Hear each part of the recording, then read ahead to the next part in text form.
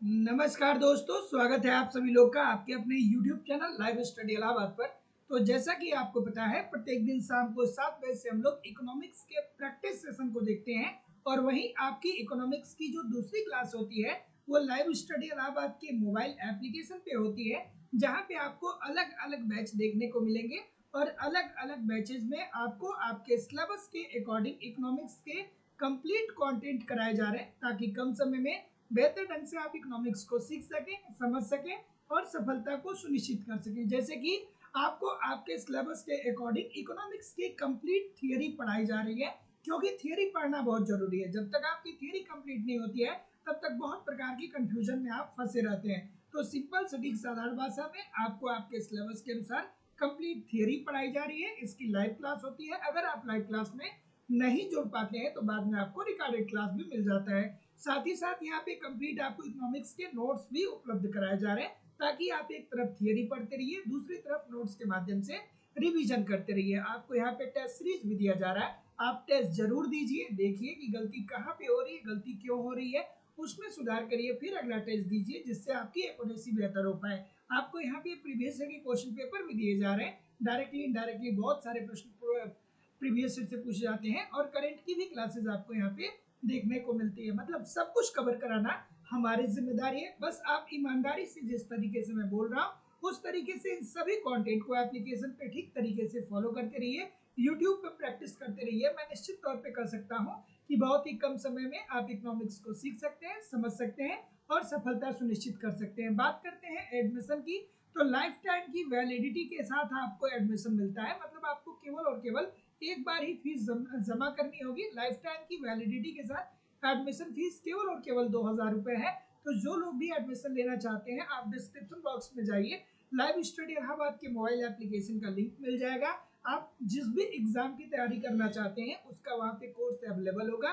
उस कोर्स को आप वहाँ पे परचेज कर सकते हैं और परचेज करने के बाद उसका स्क्रीनशॉट, ये जो ऊपर नंबर आ रहा है इस नंबर पे व्हाट्सएप मैसेज जरूर कर दीजिए, या आप किसी भी इंक्वायरी के लिए तो इस नंबर पे कॉल भी कर सकते हैं या व्हाट्सएप मैसेज भी कर सकते हैं। आपको इकोनॉमिक्स के सभी बैच मिल जाएंगे, जैसे उत्तर प्रदेश में TGT, PGT, GIC lecturer, LT grade. Bihar में आपको टीआरई का बैच मिल जाएगा, बिहार में सेट और बेट का बैच मिल जाएगा। मध्य प्रदेश में वर्ग 1, मध्य प्रदेश में वर्ग 2, मध्य प्रदेश में वर्ग 3, मध्य प्रदेश में सेट के लिए अलग अलग बैच है। उत्तराखंड में लेक्चरर के लिए, उत्तराखंड में एलटी ग्रेड के लिए अलग अलग बैच है। UGC net, Chhattisgarh set, Jharkhand में टीजीटी, झारखंड में पीजीटी, डी ट्रिपल एस भी, अलग अलग राज्यों में असिस्टेंट प्रोफेसर, एनबीएस, केबीएस और अन्य परीक्षाओं के लिए भी आपको बैच मिल जाएंगे। तो किसी भी प्रकार की आपकी अगर इंक्वायरी भी है तो आप मुझे इस नंबर पे कॉल कर सकते हैं या व्हाट्सएप मैसेज भी कर सकते हैं। सो चलिए अब हम लोग मूव करेंगे अपने सेशन के तरफ। और आज का पहला प्रश्न आपके सामने ये रहा कि अर्थशास्त्र किसका अध्ययन है। इंपॉर्टेंट प्रश्न है, कई परीक्षाओं में ये प्रश्न बार बार पूछे जा चुके हैं। चलिए, गुड इवनिंग एवरीबॉडी। तो चलिए, पहला प्रश्न है कि अर्थशास्त्र किसका अध्ययन है। अर्थशास्त्र के अंतर्गत हम लोग किन बातों का अध्ययन करते हैं, बेसिकली आपको बताना है। अब देखिए, जब आप लोग पढ़ते हैं इकोनॉमिक्स को, आप याद करिए जो बच्चे एप्लीकेशन पे पढ़ रहे हैं, तो मैं जब इकोनॉमिक्स को पढ़ाना शुरू करता हूँ तभी वहां पे मैं आपको बताता हूँ कि अलग अलग अर्थशास्त्रियों ने अर्थशास्त्र की अलग अलग परिभाषा दी, जिसमें मार्शल की बात होती है, जिसमें रॉबिन्स की बात होती है, जिसमें एडम स्मिथ साहब की बात होती है, जिसमें जेएस मिल साहब की बात होती है, जिसमें रेगनर नर्स की बात होती है। अलग अलग कालखंड में अलग अलग अर्थशास्त्री आते हैं और अलग अलग अर्थशास्त्रियों ने अर्थशास्त्र की अलग अलग परिभाषा दी। जैसे एडम स्मिथ साहब ने क्या कहा कि अर्थशास्त्र धन का विज्ञान है, लेकिन जब मार्शल साहब आते हैं तो एडम स्मिथ साहब की इस अवधारणा को नकारते हुए कहते हैं कि धन एक साधन मात्र है, मनुष्य के कारण धन है, धन के कारण मनुष्य नहीं है। तो चलिए आप इस प्रश्न का उत्तर करिए कि अर्थशास्त्र किसका अध्ययन करता है। तो अब यहाँ पे अगर जो आपने रॉबिन्सन को पढ़ा होगा, रॉबिन्सन, तो रॉबिन्सन ने क्या बोला था, तो रॉबिन्सन ने ये कहा था कि अर्थव्यवस्था में वस्तुएं असीमित है। रॉबिन्सन ने क्या बोला था कि अर्थव्यवस्था में वस्तुएं जो है वो असीमित है। असीमित मतलब अनंत है, असीमित है। वस्तुएं क्या है, बाजार में या अर्थव्यवस्था में असीमित है। अगर जो हम आपसे कहें कि आप भारतीय अर्थव्यवस्था में जितनी भी वस्तुएं हैं उसको एक कॉपी में लिख लीजिए या उसको काउंट कर लीजिए, तो आप नहीं कर पाएंगे, क्योंकि अनंत वस्तुएं हैं। क्या है? अनंत वस्तुएं हैं, तो वस्तु असीमित है। लेकिन रॉबिन्सन ने ये बोला कि देखिए अर्थव्यवस्था में वस्तुएं असीमित हैं, लेकिन हम लोग क्या करते हैं कि उनको चुनते हैं जो दुर्लभ होते हैं। अर्थात उन्होंने क्या कहा? उन्होंने कहा कि अर्थव्यवस्था का जब हम अध्ययन करते हैं तो हम क्या करते हैं कि दुर्लभ दुर्लभ वस्तुओं को चुनते हैं। तो जितने लोग भी दुर्लभ, तो जितने लोग भी ऑप्शन नंबर क्या बोल रहे हैं? बी बोल रहे हैं। सभी लोग का उत्तर यहाँ पे एब्सोल्युटली ठीक है कि दुर्लभता के कारण जब हम जो विकल्प चुनते हैं उसका, ठीक है ना। तो रॉबिन्सन का, अगर जो आपने रॉबिन्सन की परिभाषा को आपने पढ़ा होगा, तो रॉबिन्सन ने कहा था कि अर्थव्यवस्था में वस्तुएं असीमित है, लेकिन हम दुर्लभ वस्तुओं का ही चयन करते हैं, ठीक है। So option number B according to the question this is the right answer हो जाएगा। अगला प्रश्न है कि एक निर्देशित अर्थव्यवस्था में केंद्रीय समस्याओं का समाधान किया जाता है। एक निर्देशित अर्थव्यवस्था में केंद्रीय, एक जैसे जो अर्थव्यवस्था क्या करती है? नियोजन अपनाती है। चलिए पहले आप उत्तर करिए, ठीक है। निर्देशित अर्थव्यवस्था का मतलब क्या होता है? कमांड इकोनॉमी, मतलब ऐसी इकोनॉमी जिसपे कमांड किसका होता है? सरकार का होता है, ठीक है। तो निर्देशित अर्थव्यवस्था का मतलब होता है कि ऐसी अर्थव्यवस्था जिसपे किसका कमांड होता है? सरकार का कमांड होता है, ठीक है। तो चलिए अब बताइए इस प्रश्न का उत्तर कि एक निर्देशित अर्थव्यवस्था में केंद्रीय समस्याओं का समाधान किया जाता है, किस तरीके से किया जाता है? तो जितने लोग भी सी बोल रहे हैं सभी लोग का उत्तर यहाँ पे बिल्कुल ठीक हो जाएगा। केंद्रीय आयोजन प्राधिकरण के द्वारा। आप सभी लोग को पता ही होगा कि नियोजित आर्थिक प्रणाली के अंतर्गत सरकार का एक केंद्रीय आयोजक अधिकारी होता है जो ये निर्धारित करता है कि अर्थव्यवस्था में उत्पादन कितना किया जाए, अर्थव्यवस्था में उत्पादन कैसे किया जाए, या उत्पादन करने के लिए वो अनेक प्रकार के निर्णय को क्रियान्वित करता है। तो जितने लोग भी सी बोल रहे हैं सभी लोग का उत्तर ठीक होगा। अगला प्रश्न है कि उपभोग न केवल आर्थिक क्रियाओं का प्रारंभिक बिंदु है बल्कि अंतिम बिंदु है, इस प्रकार आर्थिक क्रियाओं का सही क्रम क्या है? खूबसूरत सा प्रश्न है। चलिए सभी लोग वीडियो को लाइक कर दीजिए, शेयर कर दीजिए, और जो लोग भी चैनल पे नए हैं चैनल को सब्सक्राइब करके बेल आइकन को दबा लीजिए। ईच एंड एवरी डे शाम को 7 बजे से आप लोगों की क्लास होती है। क्या उत्तर आ रहे हैं भाई? तो जैसा कि मैं देख पा रहा हूँ, सबसे पहले क्या होता है इकोनॉमिक्स में? सबसे पहले आप क्या पढ़ते हैं? आप पढ़ते हैं कि देखिए सर जी, हमको किसी चीज की जब आवश्यकता पड़ती है ना, ठीक है, हमको जब किसी चीज की आवश्यकता पड़ती है तो हम उस वस्तु की मांग करते हैं। जब किसी वस्तु की हमें आवश्यकता पड़ती है तो हम उस वस्तु की क्या करते हैं? मांग करते हैं।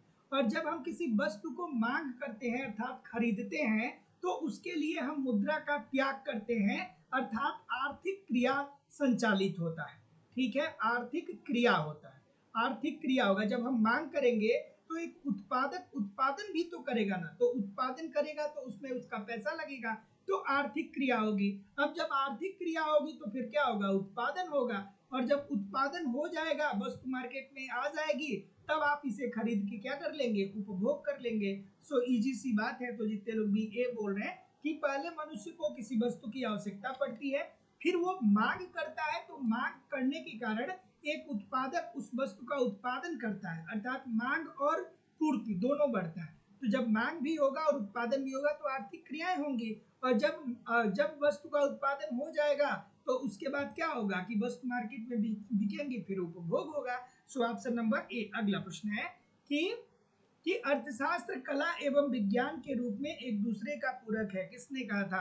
एप्लीकेशन पे जितने लोग भी पढ़ रहे हैं, जब मैं पहली या दूसरी क्लास ही लेता हूँ तो अर्थशास्त्र की अलग अलग परिभाषाओं को पढ़ाता हूँ, जिसमें हम आपको बताता हूँ, जिसमें आपको एडम स्मिथ की परिभाषा बताई जाती है, जिसमें मार्शल की परिभाषा बताई जाती है, जिसमें पिगू की परिभाषा बताई जाती है, जिसमें जगदीश भगवती की परिभाषा बताई जाती है, ठीक है। बताई जाती है कि नहीं? बताई जाती है। जिसमें रॉबिन्सन की परिभाषा की बात की जाती है, ठीक है। चलिए उसी तरीके से एक, हाँ चलिए क्या उत्तर आ रहा है पहले आप उत्तर करिए। तो जितने लोग भी ऑप्शन नंबर क्या बोल रहे हैं? सी बोल रहे हैं। तो जितने लोग भी सी बोल रहे हैं, कोसा साहब सभी लोग का उत्तर है ठीक है। तो अर्थशास्त्र कला एवं विज्ञान दोनों है, ये बात किसने कही थी? तो कोसा ने कहा था। तो अर्थशास्त्र कला एवं विज्ञान के रूप में एक दूसरे के पूरक हैं, ये बात किसके द्वारा कही गई थी? कोसा के द्वारा कही गई थी। तो ऑप्शन नंबर सी। अगला प्रश्न है कि अर्थशास्त्र की व्याख्या करते हुए किसने कहा कि यह जीवन के साधारण व्यापार में मानव जाति का एक अध्ययन है? ये स्टेटमेंट किसके द्वारा दिया गया? चलिए भाई बताइए क्या उत्तर आ रहा है। सभी लोग वीडियो को लाइक कर दीजिए, शेयर कर दीजिए, और जो लोग भी चैनल पे नए हैं चैनल को सब्सक्राइब करके बेल आइकन को जरूर क्लिक कर लीजिए। प्रिंसिपल ऑफ इकोनॉमिक्स एक पुस्तक लिखी गई थी, सभी लोग कमेंट करके बताइए, ठीक है। चलिए सभी लोग कमेंट करके बताइए क्या उत्तर आ रहा है। प्रिंसिपल्स ऑफ इकोनॉमिक्स ये पुस्तक किसकी थी? इसी पुस्तक में मार्शल ने ये बात कही थी। जैसे जब एडम स्मिथ ने कहा कि अर्थशास्त्र धन का अध्ययन करता है, तो मार्शल साहब आते हैं तो प्रिंसिपल ऑफ इकोनॉमिक्स एक पुस्तक लिखते हैं, और उस पुस्तक में उन्होंने ये कहा कि देखिए भैया, मनुष्य जो है ना उसके कारण धन है, धन के कारण मनुष्य नहीं। मार्शल ने क्या कहा कि मनुष्य के कारण धन का वजूद है, धन के कारण मनुष्य का वजूद नहीं है। सो इस प्रश्न की बात करें तो जितने लोग भी डी बोल रहे हैं कि अर्थशास्त्र की व्याख्या करते हुए किसने कहा कि यह जीवन के साधारण व्यापार में मानव जाति का एक अध्ययन है, ये मार्शल ने कहा था। अगला प्रश्न कि धन स्वयं एक लक्षण नहीं है, यह लक्ष्य का एक माध्यम है और एकमात्र लक्ष्य मानव कल्याण है। ये स्टेटमेंट किसका है? चलिए भाई, स्टेटमेंट से अक्सर आपके पेपर में प्रश्न देखने को मिलता है, क्या उत्तर आ रहा है? तो जैसा कि मैं देख पा रहा हूँ डी बोल रहे हैं, और कोई कुछ बी भी बता रहे, कुछ सी भी बता रहे, ठीक है ठीक है ठीक है।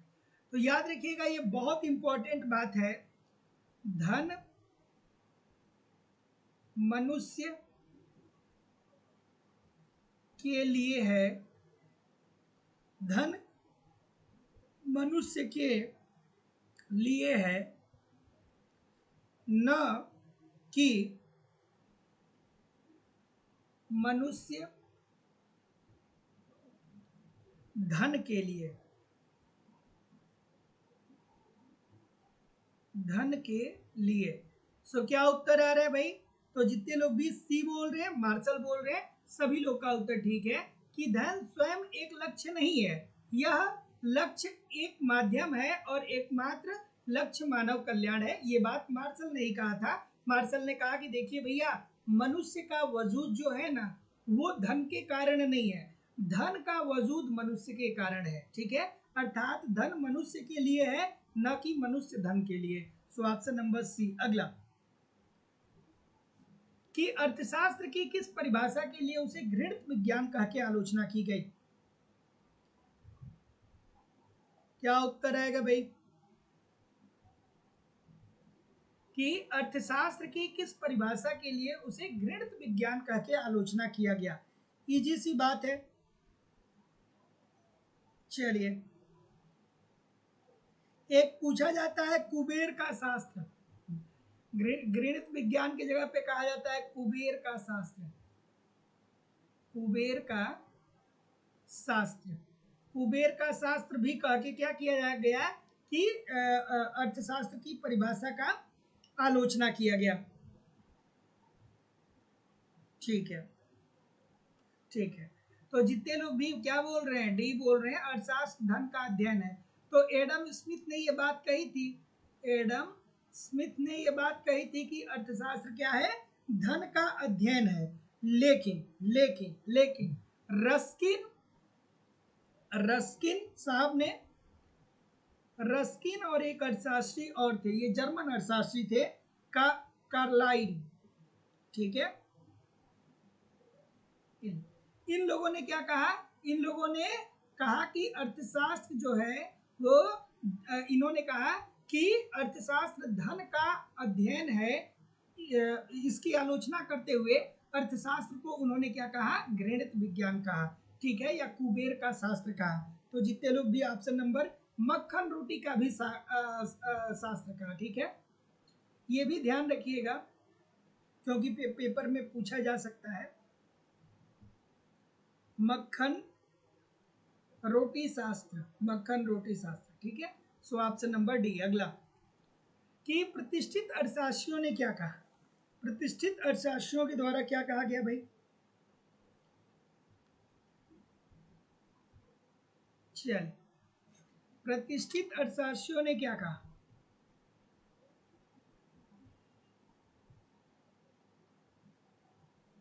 अब देखिए इजी सी बात है। अब अगर जो आप प्रतिष्ठित अर्थशास्त्रियों की बात कर रहे हैं तो आपको कौन कौन याद आने चाहिए, बहुत सारे बच्चों को नहीं पता होगा तो आप पेपर में नहीं कर पाओगे, फिर आपको याद आना चाहिए किसकी, एडम स्मिथ साहब की याद आनी चाहिए, एडम स्मिथ साहब की याद आनी चाहिए, और आपको किसकी याद आनी चाहिए, आपको जेएस मिल की याद आनी चाहिए, आपको और किसकी याद आनी चाहिए, जेबी से साहब की याद आनी चाहिए, जेबी से साहब। जेबी से साहब ने क्या कहा था, जेबी से साहब ने कहा था, जेबी से ने क्या बोला था, जेबी से ने क्या कहा था सर, तो जेबी से ने कहा था कि पूर्ति अपनी मांग का सृजन स्वयं करती है, पूर्ति अपनी मांग का सृजन स्वयं करती है।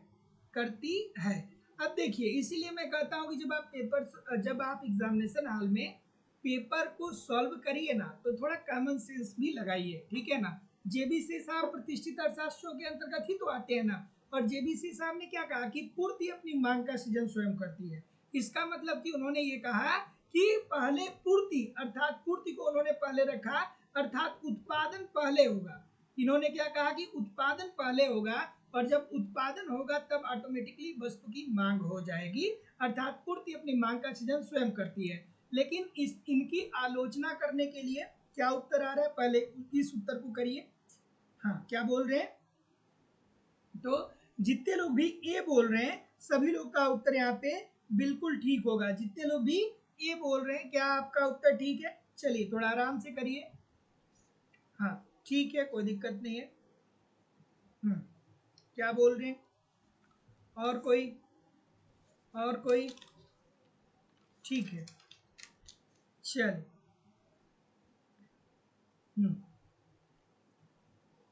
सब कुछ ए बी सी, काफी विविधता आ रही है भाई, काफी विविधता आ रही है, क्यों गलतियां इतनी सारी हो रही है, क्यों इतनी सारी गलती, ए ना होगा सर, क्यों इतने लोग डी बोल रहे हैं। अभी तो मैंने बताया कि जेबी से साहब ने कहा कि पूर्ति अपनी मांग का सृजन स्वयं करती है, अर्थात उत्पादन होगा उसके बाद मांग होगा, ये से ने कहा था। तो इसका मतलब कि उत्पादन को उपभोग के मुकाबले अधिक महत्व मिला क्योंकि पहले उत्पादन होगा। लेकिन जब किन्स साहब आते हैं तो किन्स साहब क्या कहते हैं, किन्स साहब कहते हैं कि मांग अपनी पूर्ति का सृजन स्वयं करती है, मांग अपनी पूर्ति का सृजन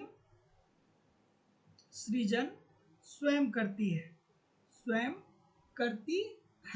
अर्थात किन्स ने क्या कहा, किन्स ने कहा कि पहले वस्तु की मांग होगी फिर वस्तु का उत्पादन होगा, अर्थात वस्तु की पूर्ति होगी, ठीक है। इन्होंने क्या कहा, इन्होंने ठीक उल्टा कहा, जो जेबीसी साहब ने कहा उससे ठीक उल्टा इन्होंने कहा। सो जितने लोग भी ए बोल रहे हैं ठीक बोल रहे हैं। अगला चलिए, अगला प्रश्न है कि किसने अर्थशास्त्र को इस प्रकार परिभाषित किया है कि अर्थशास्त्र वह विज्ञान है जो साध्यों और वैकल्पिक उपयोगों वाले दुर्लभ साधनों के संबंध में मानव व्यवहार का अध्ययन करता है। चलिए अच्छा बताइए क्या उत्तर आ रहा है।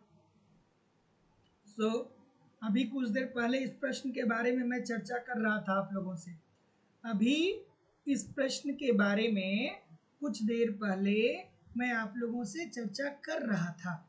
क्या बोल रहे हैं, डी बोल रहे हैं, सभी लोग डी बोल रहे हैं, रॉबिन्स ने, ठीक है। तो रॉबिन्स ने क्या कहा था, यही तो कहा था ना कि अर्थव्यवस्था में असीमित साधन है, ठीक है। भारतीय अर्थव्यवस्था को ये लीजिए तो यहाँ पे जितनी वस्तुएं हैं क्या आप उसे काउंट कर सकते हैं, नहीं कर सकते।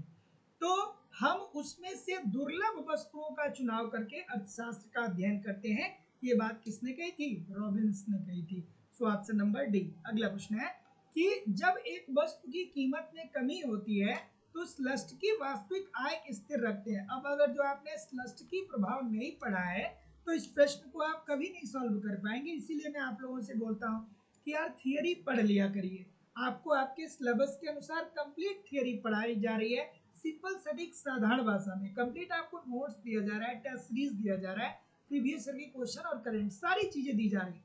बस आप मेहनत और ईमानदारी से इन सभी कंटेंट को एप्लीकेशन पे फॉलो करिए और यूट्यूब पे मुझे फॉलो करिए, सब कुछ कवर हो जाएगा। तो जो लोग भी एडमिशन लेना चाहते हैं डिस्क्रिप्शन बॉक्स में जाके एप्लीकेशन को डाउनलोड करके वहां से डायरेक्ट कोर्स परचेज कर सकते हैं, या अगर जो आप डायरेक्ट कोर्स नहीं परचेज कर पा रहे हैं तो किसी भी इंक्वायरी के लिए आप मुझे इस नंबर पे कॉल कर सकते हैं या व्हाट्सएप मैसेज कर सकते हैं।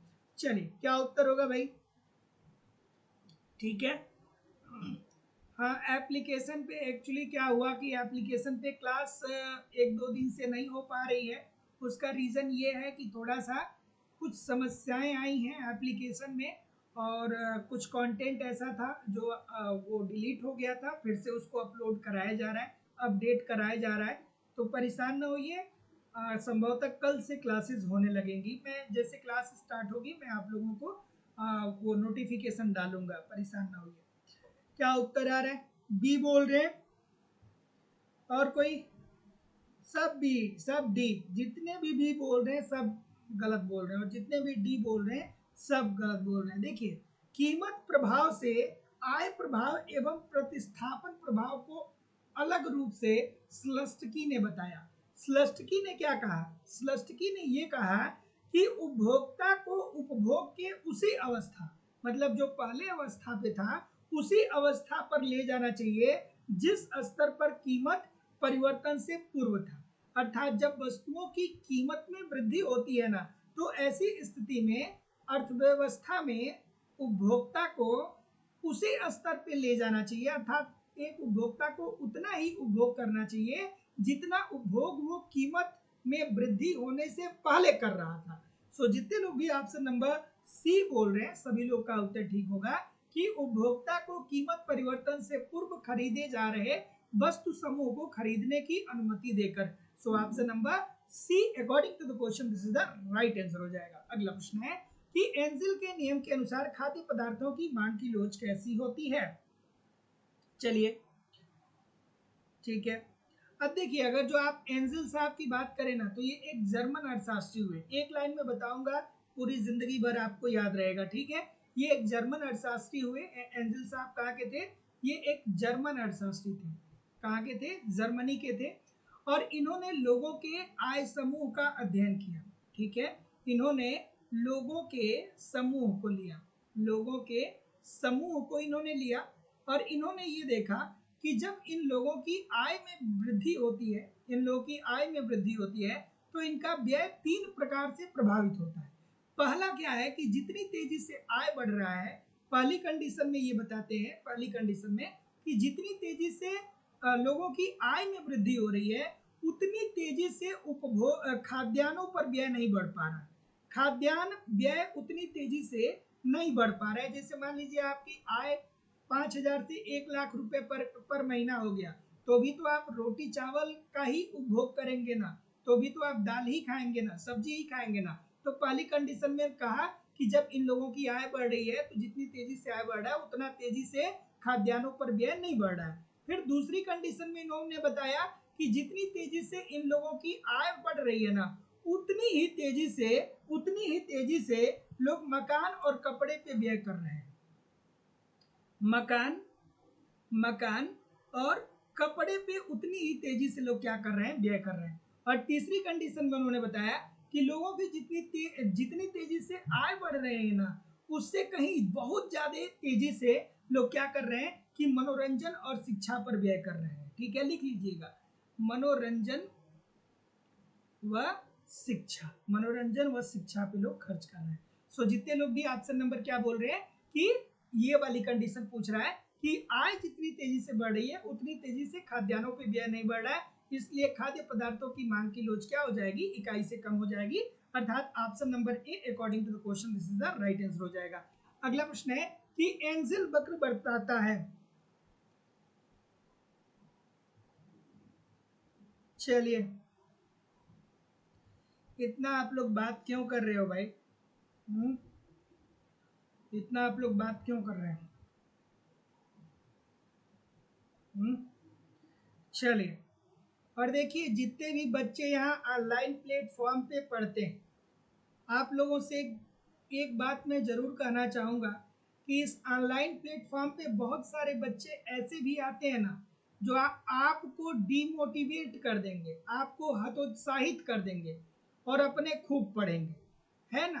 तो कभी ऑनलाइन आप पढ़ रहे हैं तो ये कमेंटबाजी जो चल रही है इस पे बहुत ज़्यादा विश्वास मत रखिए। और सभी लोगों से मैं कहना चाहूँगा कि यार ऐसी बातें मत करो, पता चले आप तो मजाक में कोई बात बोल रहे हो कमेंट में, आपके कमेंट के वजह से कोई बच्चा या कोई बच्ची जो बहुत सीरियस होकर पढ़ रहा है या पढ़ रही है वो डिमोटिवेट हो जाए, वो अपना पढ़ाई बंद कर दे, तो उसकी ज़िंदगी खराब होगी। लेकिन रिस्पॉन्सिबल कौन है? ये सोशल मीडिया के कमेंटर है। अरे यार, शिक्षा व्यवस्था खत्म नहीं हो पाएगी, पीढ़ी दर पीढ़ी ये चलती रहेगी, ठीक है ना। बहुत सारी चीज़ें होती हैं, बशर्ते मेहनत की कमी है। मेहनत करते रहिए ना, क्यों नहीं मिलेगा सफलता? मेहनत करते रहिए, बहुत सारी अपॉर्चुनिटी है, एक अपॉर्चुनिटी नहीं है, बहुत सारी अपॉर्चुनिटी है। ठीक है, महीने लग सकते हैं, साल लग सकते हैं, ठीक है, लगने दीजिए ना। अगर जो नहीं ही तैयारी करेंगे तो फिर क्या करेंगे? जिस क्षेत्र में आप मास्टर हैं, जो चीज़ें आपको बेहतर आती उस वही तो करेंगे ना जिंदगी में। तो पेशेंसफुली लगे रहिए, मेहनत करते रहिए। चलिए, क्या उत्तर आ रहा है भाई? तो बहुत ज़्यादा जो लोग कमेंट करते हैं उनकी बातों पे आप ध्यान मत दिया करें, क्योंकि बहुत सारे बच्चों को मैं देखता हूँ, अच्छे अच्छे बच्चे डीमोटिवेट हो जाते हैं, पढ़ाई छोड़ने लगते हैं। तो जब पढ़ाई आप छोड़ने लगेंगे तो उससे किसका नुकसान हुआ? आपका नुकसान हुआ। दूसरा तो जो कह के गया वो बढ़िया पढ़ रहा है, वो सिलेक्शन लेके चला जाएगा। तो कभी भी ऑनलाइन जो लोग बात करते हैं इस पर बहुत ज़्यादा ध्यान देने की जरूरत नहीं है। बहुत सारे बच्चे अपने पढ़ लेते हैं, दूसरे को आके डिस्टर्ब कर देते हैं। तो अब आपके ऊपर डिपेंड करता है कि आप डिस्टर्ब होना चाहते हैं कि नहीं होना चाहते। चलिए, क्या उत्तर होगा भाई? क्या बोल रहे हैं कि एंजिल वक्र बताता है। अभी कुछ देर पहले मैंने बताया था कि एंजिल साहब जर्मन अर्थशास्त्री थे और इन्होंने लोगों के एक समूह को लिया और कहा कि जब इन लोगों की आय बढ़ रही है तो इनका व्यय 3 प्रकार से प्रभावित हो रहा है। तो पहला उन्होंने कहा कि जितनी तेजी से इन लोगों की आय बढ़ रही है उतनी तेजी से ये लोग खाद्यान्न पर व्यय नहीं कर रहे हैं, ठीक है, अर्थात खाने पर व्यय नहीं कर रहे हैं। दूसरी दूसरी कंडीशन में बताया कि जितनी तेजी से लोगों की आय बढ़ रही है उतनी ही तेजी से लोग जितनी तेजी से आय बढ़ रही है उतनी ही तेजी से लोग मकान और कपड़े पे खर्च कर रहे हैं, मकान और कपड़े पे खर्च कर रहे हैं। और तीसरी कंडीशन क्या है? तीसरी कंडीशन में उन्होंने कहा कि लोगों की जितनी तीसरी कंडीशन में उन्होंने क्या कहा? तीसरी कंडीशन में कहा कि जितनी तेजी से लोगों की आय बढ़ रही है उससे ज्यादा तेजी से भी लोग किस पे कर रहे हैं? शिक्षा पे कर रहे हैं और मनोरंजन पे कर रहे हैं, शिक्षा और मनोरंजन पे कर रहे हैं, ठीक है। तो जितने लोग भी ऑप्शन नंबर क्या बोलेंगे? बी बोलेंगे कि एक वस्तु की विभिन्न मात्राओं को जिन्हें एक उपभोक्ता विभिन्न आय स्तरों पे क्रय करना चाहता है। अगला प्रश्न कि लोचशीलता निम्नलिखित सूत्र के प्रयोग द्वारा ज्ञात की जा सकती है। क्या आवाज कम है क्या? एक सेकेंड, अब आवाज क्लियर है? शाम को 7 बजे से क्लास होती है, मतलब 7:10 पे मैं लाइव आ जाता हूँ। रोज क्लास होती है, each and every day class होती है, 7:10 पे मैं लाइव आ जाता हूँ। क्या उत्तर आ रहा है भाई? कि लोचशीलता निम्नलिखित सूत्र के प्रयोग द्वारा ज्ञात की जा सकती है। किसके द्वारा ज्ञात की जाती है भाई लोचशीलता? तो ये इजी सा प्रश्न है। क्या उत्तर आ रहा है? क्या बोल रहे हैं? A B C. चलिए बताइए, डेल्टा पी क्या बताता है, डेल्टा क्यू क्या बताता है, और मांग की लोच का फार्मूला भी बताइए। चलिए, सभी लोग, इतने सारे लोग अननेसेसरी रूप से कमेंट करते हैं, इतने सारे लोग अननेसेसरी रूप से कमेंट करते हैं। सभी लोग कमेंट करके बताइए डेल्टा पी का मान क्या है, डेल्टा क्यू क्या बताता है, P क्या बताता है और Q क्या बताता है और EP क्या बताता है। तो अगर जो मांग की लोच की हम बात करें तो मांग की लोच का फॉर्मूला क्या होता है, EP is equal to delta Q upon delta P into P by Q, यही होता है ना मांग की लोच का फॉर्मूला। ठीक है, और मांग की लोच के फार्मूले को अगर जो हम लोग शब्दों में लिखें तो मांग की मात्रा में अनुपातिक परिवर्तन अपान कीमत में अनुपातिक परिवर्तन, यही होता है ना। मांग की कीमत लोच क्या होती है, मांग की कीमत लोच, मांग की कीमत लोच क्या होती है, तो मांग की कीमत लोच का फॉर्मूला क्या होता है, मांग की मात्रा में अनुपातिक परिवर्तन, मांग की मात्रा में परिवर्तन अनुपातिक परिवर्तन अपान कीमत में अनुपातिक परिवर्तन, कीमत में अनुपातिक परिवर्तन, अनुपातिक परिवर्तन। ठीक है, यही तो होता है ना। तो डेल्टा क्यू क्या बताता है, इसमें डेल्टा क्यू क्या बताता है, कमेंट करके बताइए। मांग की मात्रा में परिवर्तन, मांग की, लिख लीजिए कापी पेन हो तो, मांग की मात्रा में परिवर्तन, कापी पेन हो तो लिख लीजिए और नहीं भी हो तो कापी पेन लेके बैठा करिए। डेल्टा पी क्या बताता है, डेल्टा पी क्या बताता है, वस्तु की कीमत में परिवर्तन, वस्तु की कीमत में परिवर्तन, कीमत में परिवर्तन। ठीक है, पी क्या बताता है, पी बताता है आरंभिक कीमत को, आरंभिक कीमत को, और क्यू क्या बताता है, आरंभिक मांग को, क्यू क्या बताता है, आरंभिक मांग को, मांग को। ठीक है, और या मात्रा को, आरंभिक मात्रा को। ठीक है, तो जितने लोग भी सी बोल रहे हैं कि EP is equal to delta Q upon delta P into P by Q. अगला प्रश्न कि यदि मांग की लोच डेल्टा एक्स अपान एक्स पूरे का upon delta P upon P है तथा delta P upon P is equal to 0 हो तो मांग की लोच क्या होगी। अब एक बात मैं आप लोगों से बताऊंगा, ध्यान में रखिएगा। बहुत सारे लोग गणित नहीं पढ़े होंगे, तो जो लोग गणित नहीं पढ़े होंगे वो लोग एक बात समझ लीजिएगा कि अगर हम कहें कि 0/1 क्या होता है तो आप कहेंगे कि सर जी ये होता है 0। ठीक है, लेकिन वही अगर जो मैं आपसे ये कहूं कि 1/0 क्या होता है, तो 1/0 का जो मान होता है वो इनफाइनाइट होता है, अनंत होता है। ठीक है, जब आप ट्रिग्नोमेट्री पढ़ते हैं तो ये पढ़ाया जाता है, जब आप साइन कोसेक सेक ये सब पढ़ते हैं ना, 10 पढ़ते हैं ना, तो इनफाइनाइट का मान आता है। तो इनफाइनाइट कैसे आता है, जब 1/0 होता है तो वहाँ पे इनफाइनाइट आ जाता है। तो अब देख लीजिए ये कह रहा है कि delta P sorry delta x upon x पूरे का अपान, अर्थात ये डेल्टा पी अपान पी का मान कितना दे दिया गया है, 0 दे दिया गया। पूरे का अपान 0 हो जाएगा, तो ऊपर कुछ भी हो अगर जो हर में 0 हो जाता है तो उसका मान क्या आ जाएगा, इनफाइनाइट आ जाएगा। तो ऑप्शन नंबर सी, जितने लोग भी बोलेंगे अनंत, सभी लोग का उत्तर यहाँ पे बिल्कुल ठीक हो जाएगा।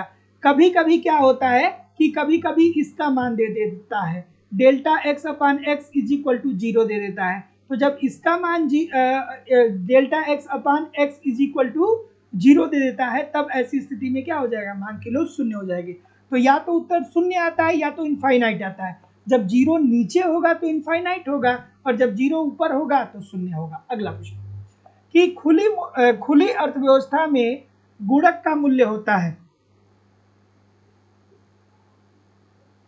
चलिए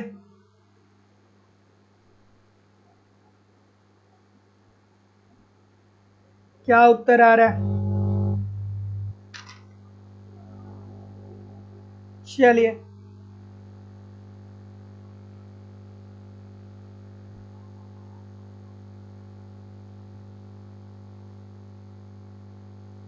क्या बोल रहे हैं सभी लोग। वीडियो को लाइक जरूर कर दिया करिए, इतने सारे लोग क्लास देख रहे हैं फिर भी लाइक और शेयर की संख्या बहुत कम है। क्या उत्तर आ रहा है भाई कि एक खुली अर्थव्यवस्था में गुणक का मूल्य, so option number B C, काफी विविधता आ रही है, काफी विविधता आ रही है सर। जितने बी बोलेंगे सब गलत होंगे, बी वाले सब गलत होंगे, कोनो सही नहीं होगा, बी वाला कोई भी सही नहीं है। सो जितने लोग भी बी बोलेंगे, देखिए इसीलिए कहता हूं कॉमन सेंस, धैर्य बहुत जरूरी है परीक्षा में। बंद अर्थव्यवस्था में गुणक के मूल्य से छोटा होता है।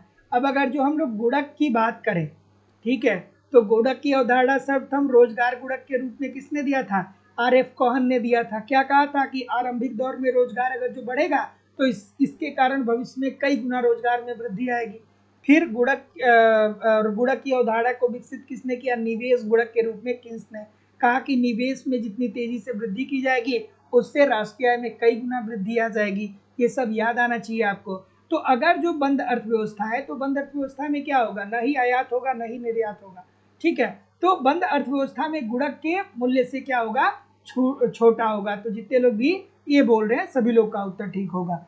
अगला प्रश्न है कि निम्नलिखित में से कौन किन्स के आय एवं रोजगार सिद्धांत की मान्यता नहीं है?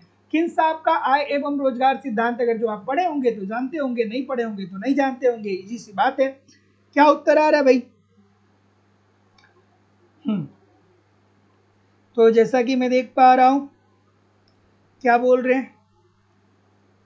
ठीक है, ठीक है, ठीक है।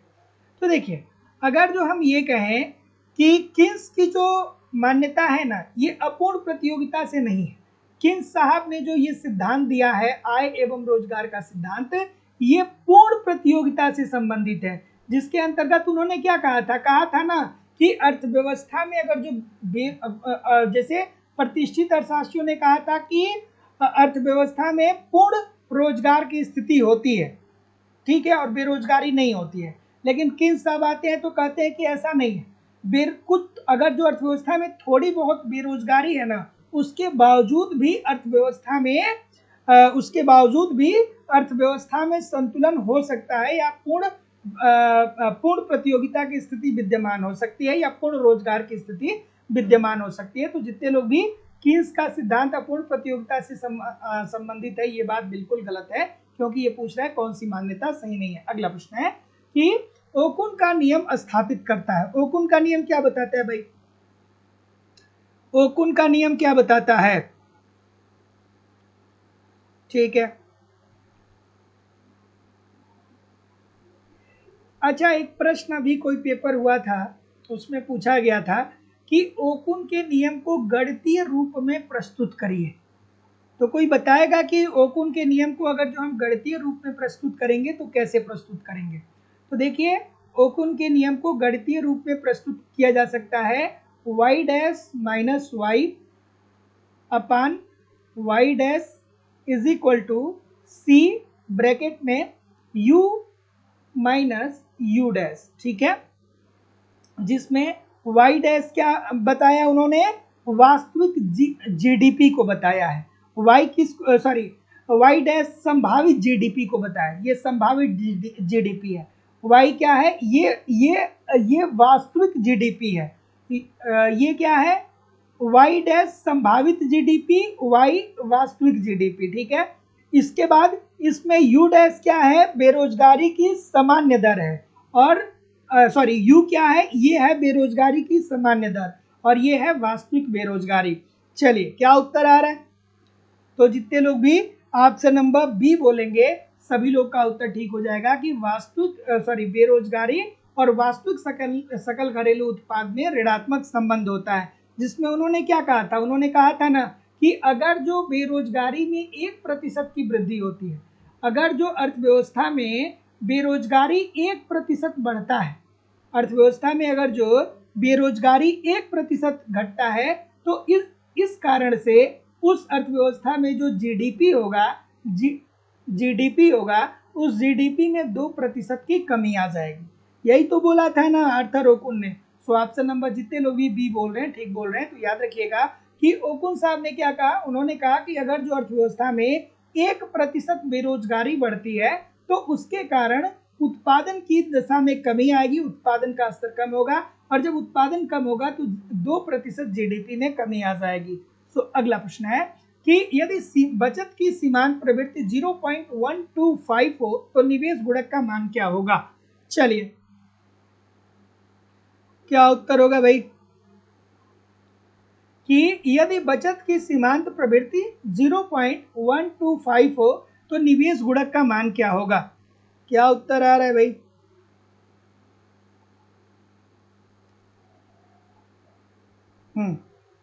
इजी सी बात है, बहुत बार मैंने आपको बताया कि देखिए भैया, गुणक के दो फार्मूले होते हैं, k is equal to 1/MP/s और एक फार्मूला ये होता है k इज इक्वल टू 1/1 - यही तो दो फार्मूले होते हैं ना गुणक के। तो अब यहाँ पे क्या दिया, बचत की सीमांत प्रवृत्ति की बात कर रहा है, अर्थात यहाँ पे किसकी बात हो रही है, MPS की बात हो रही है, अर्थात इसकी बात हो रही है। तो k इज इक्वल टू 1/0.125, ठीक है। जब इसको आप सॉल्व करेंगे, ठीक है, तो फिर क्या होगा, इधर से आप 0 हटाएंगे और यहाँ पे 30 आप बढ़ा देंगे, फिर उत्तर आपका क्या आ जाएगा, 8 आ जाएगा। तो जितने लोग भी सी बोल रहे हैं सभी लोग का उत्तर यहाँ पे बिल्कुल ठीक हो जाएगा। अगला प्रश्न कि यदि स्वायत्त निवेश वृद्धि 5,000 करोड़ रुपए है, तो यदि स्वायत्त निवेश वृद्धि 5,000 करोड़ रुपए हो तथा सीमांत उपभोग प्रवृत्ति 0.80 हो तो राष्ट्रीय आय में वृद्धि का नाम क्या होगा? थोड़ा आराम से कैलकुलेट करके इस प्रश्न का उत्तर बताइए। और आप लोगों की इकोनॉमिक्स की जो दूसरी क्लास है वो लाइव स्टडी इलाहाबाद के मोबाइल एप्लीकेशन पे होती है, जहाँ पे आपको इकोनॉमिक्स के अलग अलग बैच देखने को मिलेंगे और अलग अलग बैच में आपको आपके सिलेबस के अनुसार कंप्लीट थियरी पढ़ाई जा रही है। थियरी पढ़ना बहुत जरूरी है, क्योंकि जब तक आपकी थियरी कंप्लीट नहीं होती है तब तक आपको बहुत प्रकार की कंफ्यूजन की स्थिति में आप बने रहते हैं।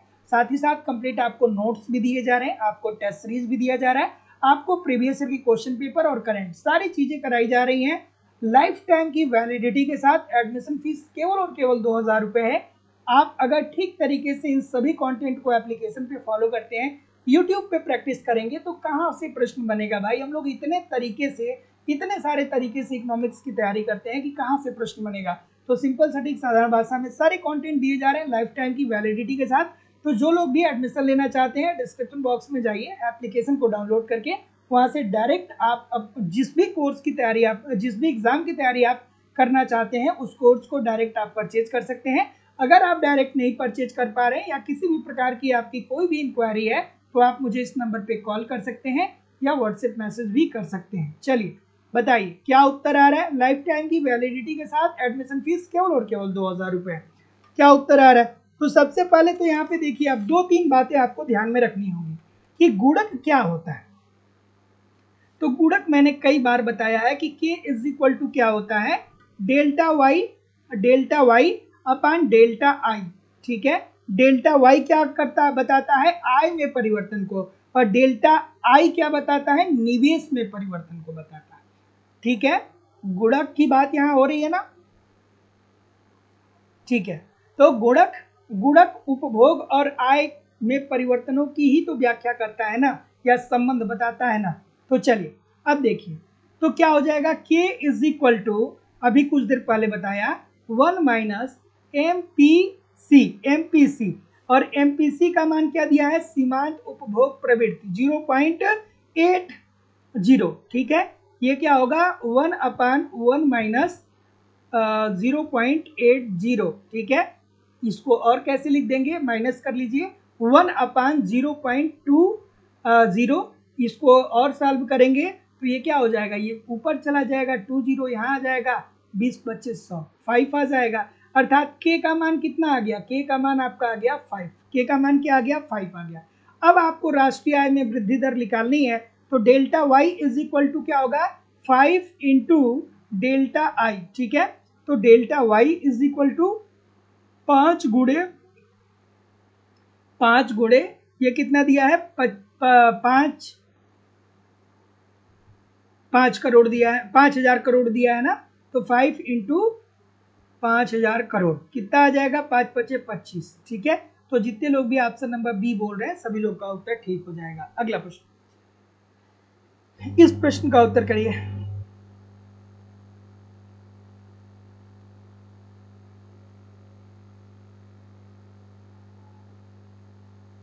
इस प्रश्न का उत्तर करिए कि यदि 100 करोड़ के प्रारंभिक निवेश से आय में 500 करोड़ की वृद्धि होती है तो एमपीसी का मूल्य क्या होगा?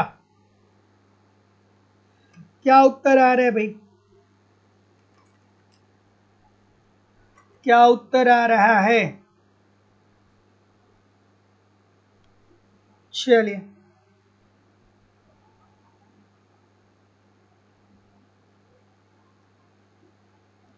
एक सेकेंड। ठीक, क्या बोल रहे हैं?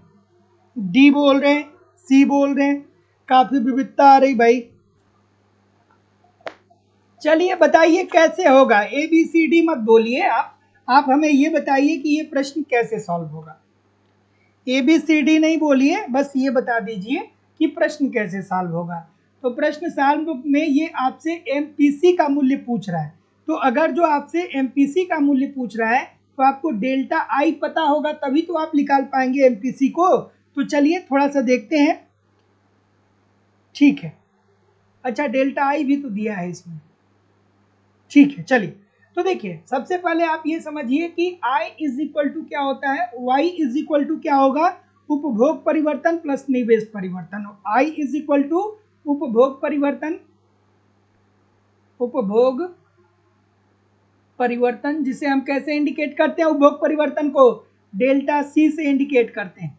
अब प्लस निवेश परिवर्तन को कैसे इंडिकेट करते हैं, निवेश परिवर्तन, निवेश परिवर्तन को कैसे इंडिकेट करते हैं, कमेंट करके बताओ भाई। डेल्टा आई से इंडिकेट करते हैं, डेल्टा आई से इंडिकेट करते हैं।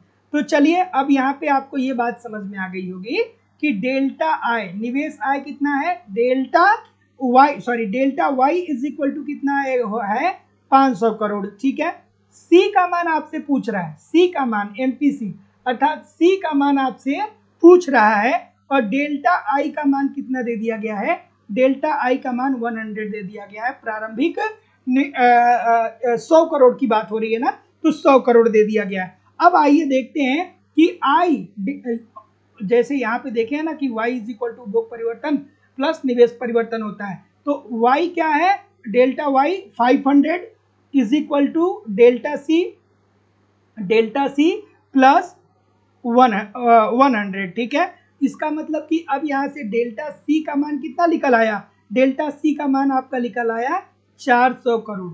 डेल्टा सी का मान कितना निकल आया, 400 करोड़। अब आइए एमपीसी में इसका मान रख दीजिए। तो एमपीसी का मान जो मैं आपको स्टार्टिंग में बता रहा था कि delta C upon delta Y, यही तो होता है ना। तो एमपीसी इज इक्वल टू क्या हो जाएगा, डेल्टा सी का मान कितना है, डेल्टा सी का मान 400 करोड़ है, 400 करोड़ है डेल्टा सी का मान, और डेल्टा वाई का मान कितना है 500, 500।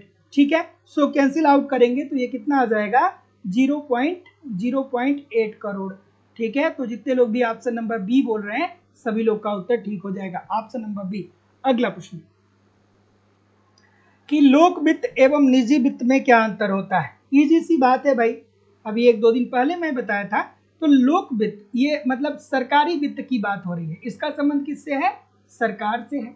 ठीक है, और निजी वित्त मतलब इसका संबंध क्या है, किसी व्यक्ति से, व्यक्ति से। ठीक है ना, तो एक व्यक्ति जब वित्त का निर्धारण करता है, एक व्यक्ति की बात करें और एक सरकार की बात करें, तो लोक वित्त जो होता है वो बहुत बड़ा होता है, वहां पे 50,000 करोड़, 500 करोड़, 1,000 करोड़ रुपए की बात होती है।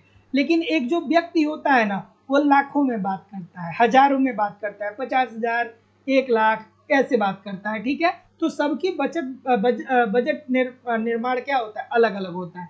एक सरकारी वित्त की बात करें तो सरकार जो भी ऋण लेता है या ऋण देता है वो सरकार गोपनीय नहीं रखता है, वो सार्वजनिक रखता है। लेकिन एक व्यक्ति जब ऋण लेता है ना, तो वो ये सोचता है कि भैया हमको किसी को ये ना पता चले कि हम कर्ज लिए हैं, नहीं तो इससे हमारी बदनामी होगी। तो गोपनीयता का भी अंतर होता है, और उद्देश्य का भी अंतर होता है। सरकार जो है वो अपने वित्त के द्वारा समाज के कल्याण को अधिकतम करना चाहता है, और निजी व्यक्ति अपने निजी लाभ को अधिकतम करना चाहता है। तो जितने लोग भी डी बोल रहे हैं उपरोक्त सभी लोग का उत्तर ठीक है। अगला प्रश्न है कि हीनार्थ प्रबंध की नीति की इसलिए आलोचना की जाती है क्योंकि इससे निम्नलिखित में से एक कारक अधिकतम प्रभावित होता है।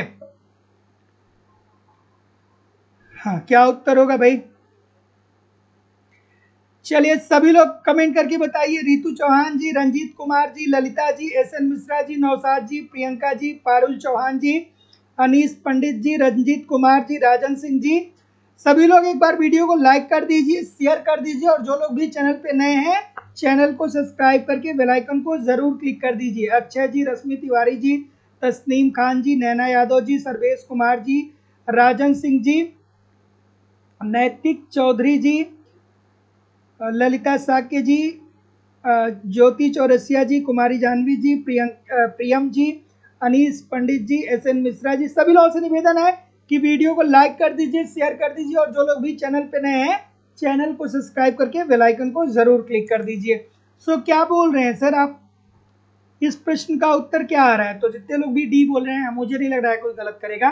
देखिए हीनार्थ प्रबंध को हम लोग क्या बोलते हैं, इसी को बोलते हैं घाटे की वित्त व्यवस्था। घाटे की वित्त व्यवस्था, घाटे की वित्त व्यवस्था। और घाटे की वित्त व्यवस्था का मतलब क्या होता है कि सरकार के पास जितनी आय है ना उससे ज्यादा सरकार अर्थव्यवस्था में व्यय कर रहा है। ठीक है, जैसे सरकार मान लीजिए कि खूब ज्यादा पैसा अर्थव्यवस्था में डाल दिया, 50,000 करोड़, 50,000 लाख करोड़, इस तरीके का अमाउंट अगर जो सरकार अर्थव्यवस्था में डाल देता है तो इससे अर्थव्यवस्था में मुद्रा की पूर्ति बढ़ती है। मुद्रा की पूर्ति बढ़ती है तो जब मुद्रा की पूर्ति बढ़ेगी तो ये पैसा सबके पास जाएगा, पूरी अर्थव्यवस्था में प्रसारित होगा धीरे धीरे। तो मुद्रा की पूर्ति बढ़ेगी तो सबकी मांग बढ़ेगी, और सबकी मांग बढ़ेगी तो मांग तो कोई भी बढ़ा सकता है। हम और आप हजारों वस्तुओं की मांग करते हैं, लेकिन क्या हम एक वस्तु का उत्पादन करते हैं? तो बहुत कम लोग होंगे जो उत्पादन करते होंगे।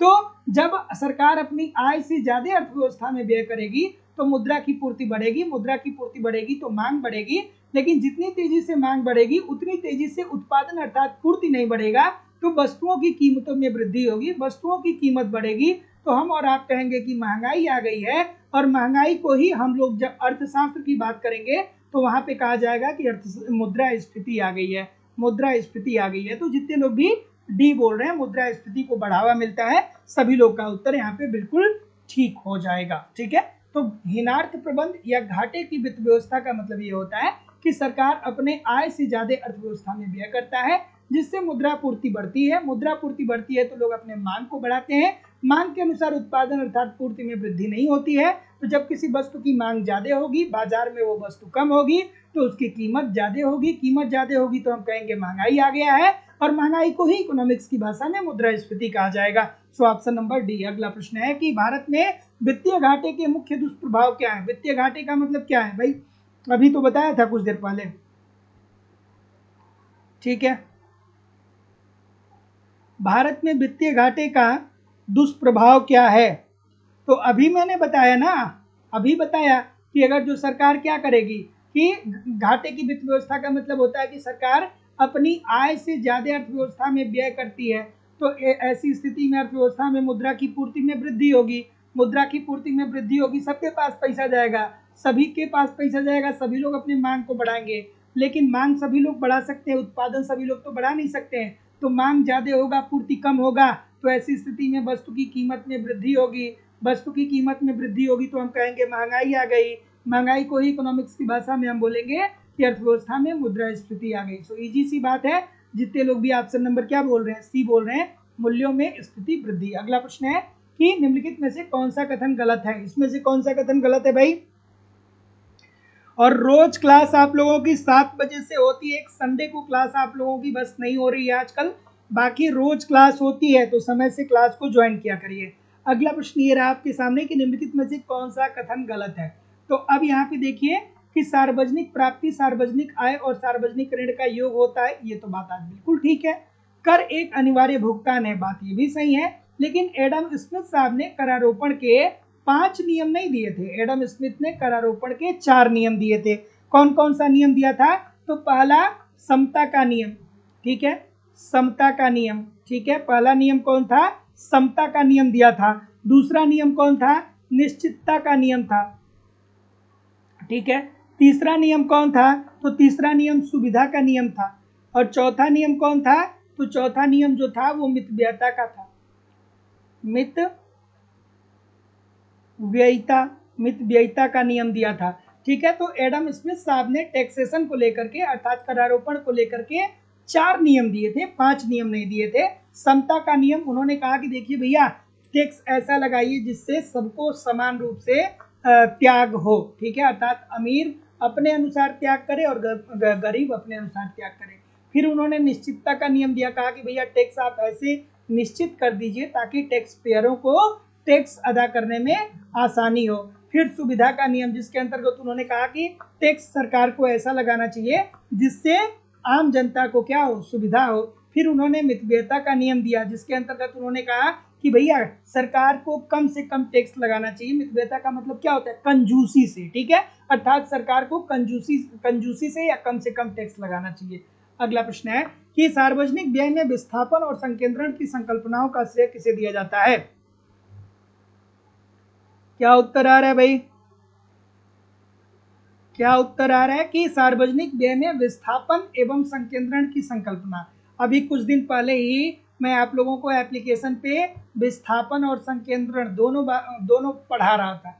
तो विस्थापन का मतलब ये होता है, सार्वजनिक व्यय के संदर्भ की अगर जो बात करें तो सबसे पहले तो आप ये देख लीजिए कि सार्वजनिक व्यय के संदर्भ में विस्थापन और संकेंद्रण पढ़ाव की बात जो होती है वो पीकॉक और वाइजमैन के द्वारा किया गया, ठीक है, अर्थात केवल और केवल ऑप्शन नंबर बी। और ये सिद्धांत क्या बताता है? तो ये सिद्धांत ये बताता है कि जब अर्थव्यवस्था में कोई संकट उत्पन्न होता है, जब अर्थव्यवस्था में कोई संकट उत्पन्न होता है, जैसे अर्थव्यवस्था में मान लीजिए कोविड आया था तो एक संकट ही था ना। अर्थव्यवस्था में मान लीजिए सूखा पड़ जाए, बाढ़ आ जाए, कोई महामारी फैल जाए, ठीक है, या अर्थक्विक आ जाए अर्थात भूकंप आ जाए, तो ऐसी स्थिति में जब सरकार या अर्थव्यवस्था संकट में होती है ना, तो सरकार क्या करती है, कर की दर को भी बढ़ाती है और सार्वजनिक व्यय को भी बढ़ाती है, दोनों चीजों को बढ़ाती है। लेकिन जब एक बार ये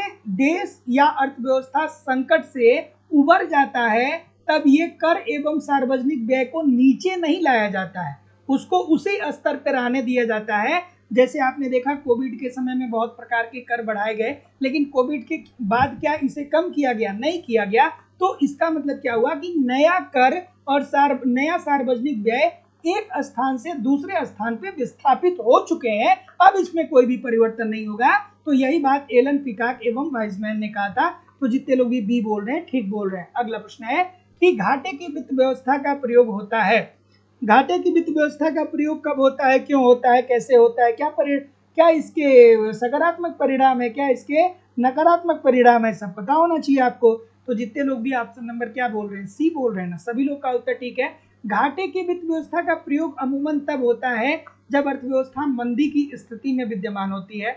मंदी का मतलब क्या होता है कि जब अर्थव्यवस्था में मांग भी अपने न्यूनतम बिंदु पे होता है और पूर्ति भी अपने न्यूनतम बिंदु पे होता है। तो ऐसी स्थिति में सरकार घाटे की वित्त व्यवस्था अपनाती है, जिससे सरकार आय से ज्यादा व्यय अर्थव्यवस्था में करती है।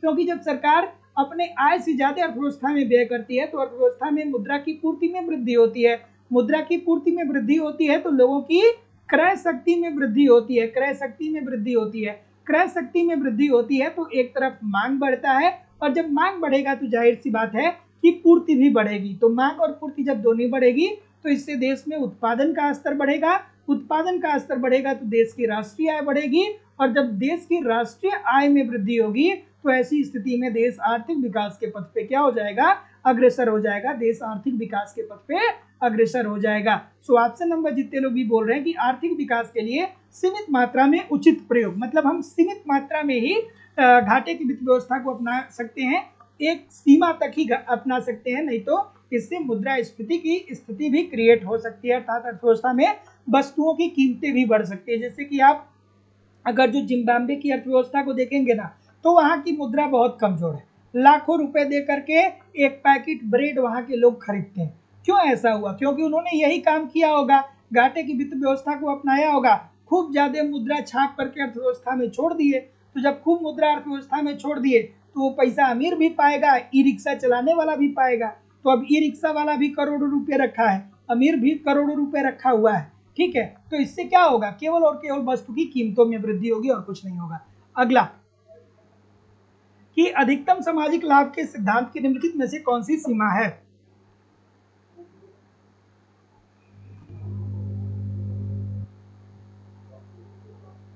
चलिए, क्या उत्तर होगा भाई? कि सामाजिक लाभ का सिद्धांत, सामाजिक लाभ का सिद्धांत किसने दिया था? सामाजिक लाभ का सिद्धांत किसने दिया था? डाल्टन। सामाजिक लाभ अधिकतम कहाँ पे होगा? जहां पे सीमांत त्याग सीमांत लाभ के बराबर हो। सीमांत त्याग क्या हो? सीमांत लाभ के बराबर हो। त्याग कौन करेगा? करदाता। लाभ कौन पाएगा? गरीब। क्या उत्तर आ रहा है? ऑप्शन नंबर सी बोल रहे हैं, सी बोल रहे हैं। चलिए देखते हैं कि सार्वजनिक व्यय से प्राप्त सीमांत उपयोगिता का सदैव उचित आकलन संभव नहीं है। बात तो बिल्कुल ठीक है, जब सरकार पैसा खर्च करती है तो उससे सबको समान रूप से लाभ नहीं मिलता है। बार बार मैं बताता हूं कि मान लीजिए कि आपके घर के बगल में सरकार जिम बनवा देती है, व्यायामशाला बनवा देती है, और आप सुबह उठ करके आप चले जाते हैं शहर पढ़ने के लिए, तो वो जिम आपके किस काम का है? एक मजदूर है, वो सुबह उठ के मजदूरी करने चला गया, तो जिम उसके किस काम का है? जो लोग वहां रहेंगे उसी का, तो वही तो लोग तो उसका प्रयोग करेंगे। तो ये बात ठीक है। अगला, सार्वजनिक व्यय तथा करारोपण को बहुत छोटी छोटी इकाइयों में मापा जाना चाहिए। नहीं भाई, इसका तो कोई सेंस ही नहीं बनता है। छोटी छोटी इकाई में कैसे मापेंगे भाई? यह यह स्थैतिक स्थिति मान्यता पे आधारित है। यही तो मैंने बताया कि सीमांत त्याग सीमांत लाभ के बराबर होना चाहिए। तो पहला और तीसरा इसमें राइट आंसर होना चाहिए। पहला और तीसरा इसमें राइट आंसर होना चाहिए। कुछ मिसप्रिंट है, फर्स्ट और थर्ड इसमें राइट आंसर हो जाना चाहिए, अर्थात ऑप्शन नंबर बी। अगला प्रश्न, ग्रेसम का नियम क्या बताता है भाई? ग्रेसम का नियम क्या बताता है? तो ग्रेसम का नियम बताता है सर कि बुरी मुद्रा अच्छी मुद्रा को प्रचलन से बाहर कर देती है। बुरी मुद्रा अच्छी मुद्रा को प्रचलन से बाहर कर देती है। जैसे आप देखते हैं कि अगर जो आपके पास 10 रुपए की दो नोट है, एक नोट थोड़ी रफ है, फटी हुई है, और एक नोट एकदम ताजी, तो मार्केट में जाएंगे तो जो थोड़ी सी पुरानी नोट होती है उसे ही आप पहले चलाते हैं। ये बस मैं याद करने के लिए बताता हूँ ये बात, बस एक बात ध्यान से समझिएगा। तो जितने लोग भी सी बोल रहे हैं कि बुरी मुद्रा अच्छी मुद्रा को प्रचलन से बाहर कर देती है, सभी लोग का उत्तर ठीक है। तो ग्रेसम का जो नियम है वो ये बताता है कि बुरी मुद्रा अच्छी मुद्रा को प्रचलन से बाहर कर देती है। जैसे अगर जो आपके पास फटा पुराना नोट है तो आप पहले चलाएंगे और अच्छी मुद्रा को बाद में चलाएंगे। So option number C. अगला प्रश्न है कि जब वह मुद्रा जो या तो बेहतर आय या प्रतिकूल परिस्थितियों के कारण एक देश से दूसरे देश में शीघ्रता से प्रवाहित होती है, वो कहलाती है। बच्चों वाला प्रश्न है भाई, छोटा सा बच्चा भी बताएगा। क्या उत्तर होगा? देखिए, एप्लीकेशन पे क्लास होने वाली थी बट कुछ समस्या आ गई, क्लास नहीं हो पाया। जैसे ही क्लास शुरू होगा हम आपको नोटिफिकेशन सेंड करेंगे, ठीक है? परेशान ना होइए।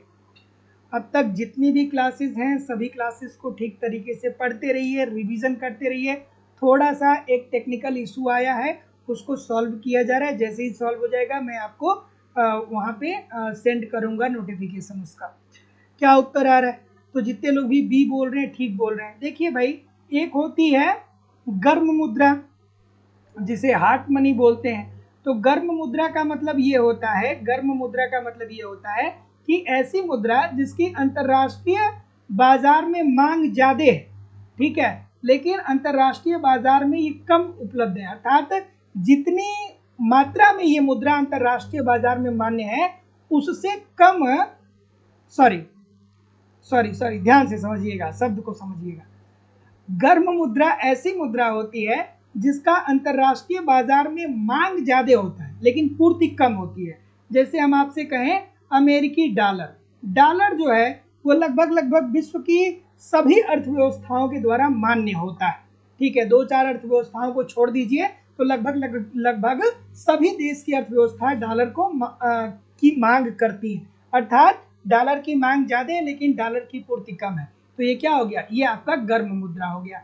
और दूसरा होता है दोस्तों मुलायम मुद्रा। मुलायम मुद्रा, तो मुलायम मुद्रा में क्या होता है कि इसका अंतरराष्ट्रीय बाजार में मांग कम होता है लेकिन इसकी पूर्ति ज्यादा होती है। जैसे पाकिस्तानी रुपया की बात करें तो जितने लोग भी बी बोल रहे हैं ठीक बोल रहे हैं। अगला, यदि मुद्रा की पूर्ति 500 रुपए है और नाममात्र आय 3000 है तो मुद्रा की गति क्या होगी। अब मुद्रा की वेग बताई जा रही है। चलिए,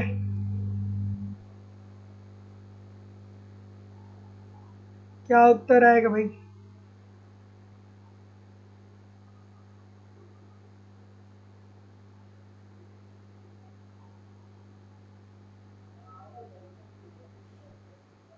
क्या उत्तर आ रहा है। तो जैसा कि मैं देख पा रहा हूं,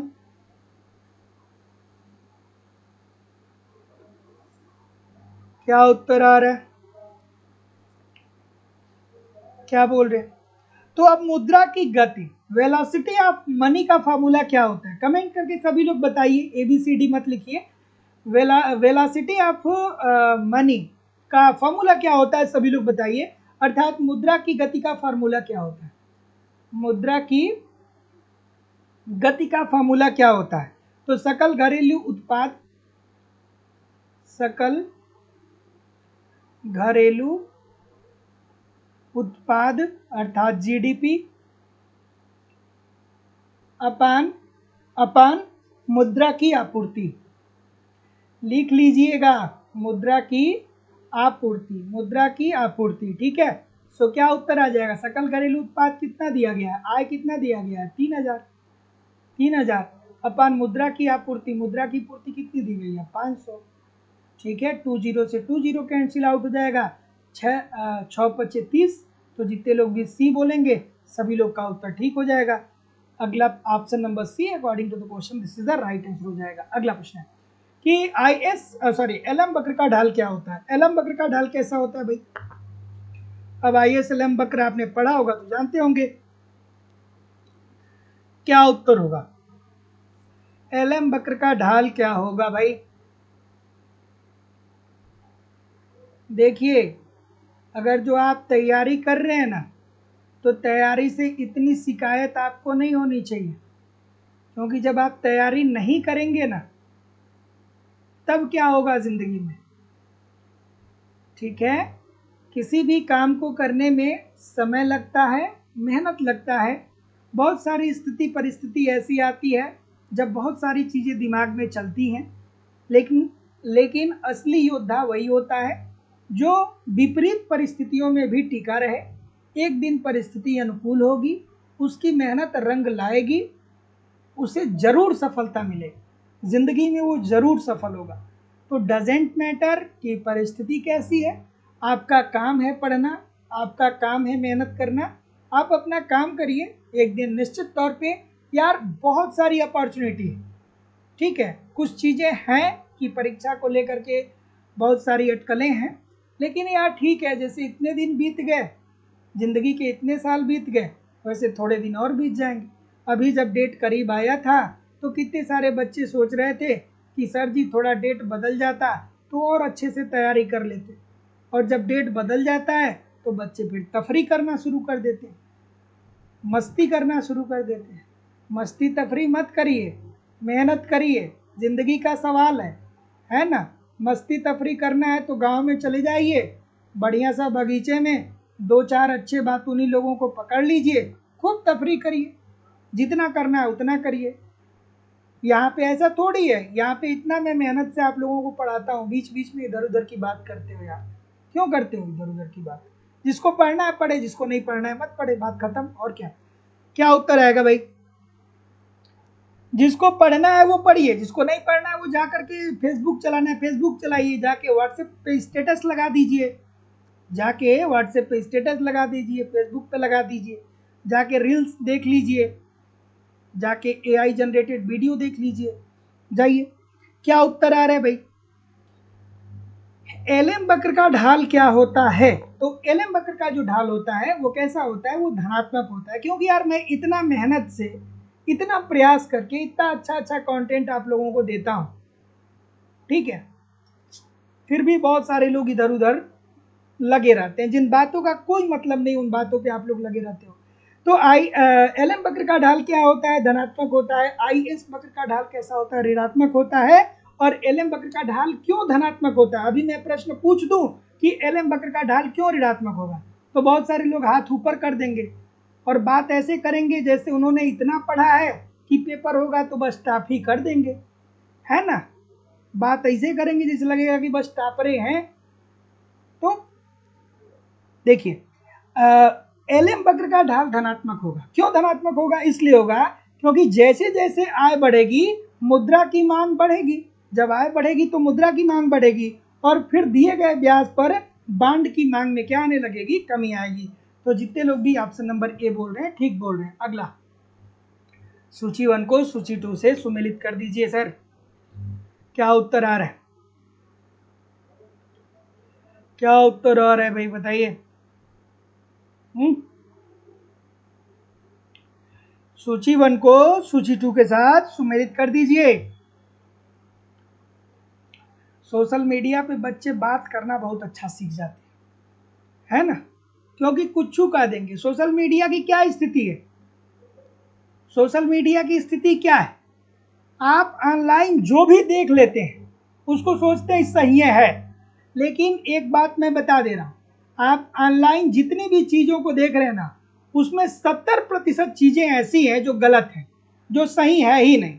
चाहे वो वीडियो हो, चाहे वो कोई लिखी हुई चीज़ हो, आर्टिकल हो, किसी भी प्रकार की कंटेंट को आप देख रहे हैं ना, तो 70% से चीज़ें ऐसी हैं, 70% से ऊपर ऐसी चीज़ें हैं जिसको मैनिपुलेट किया गया, किसी न किसी तरीके से परिवर्तित किया गया, वो गलत है। लेकिन आप क्या मान रहे हैं कि वो बिल्कुल सही है और मान के अपना बीपी ऊपर नीचे कर रहे हैं। तो ये चीज़ समझिए, अगर जो आप सोशल मीडिया और ऑनलाइन प्लेटफॉर्म पे जुड़े हैं तो ऐसा नहीं कि कोई कुछ भी कह दे तो उसकी बात मान लें। हाँ, कोई कह देता है कि सुबह उठ के और ऐसे नाखून करिए, चाहे सुबह उठ के ऐसे तिरछा उल्टा होइए तो पूरा सर पे बाल चलाएगा, लोग करते हैं। कोई कहता है कि क्या करिए, बहुत सारे अलग अलग नुस्खे होते हैं। चलिए बढ़ते हैं क्लास की तरफ बढ़ते हैं। मार्शल ने क्या कहा? P is equal to K R, sorry, P is equal to K Y upon M. बार बार बोलता हूं कि सफलता की एक कहानी है, उसी कहानी को आप लिख रहे हैं। बस एक बात समझ जाइए, मेहनत करते रहिए। आगे देखिए, पीगू की बात करें तो के आर अपान एम, एक सेकेंड, सॉरी, मार्शल की बात हो रही है तो के वाई अपान एम, मार्शल साहब, ठीक है। पीगू के आर अपान एम। रॉबर्टसन की अगर जो बात करें तो M is equal to P K T और किन्स की N is equal to P K. अगला प्रश्न, फिशर के समीकरण M V plus M dash V dash में एम क्या व्यक्त करता है? क्या व्यक्त करता है भाई? चलिए,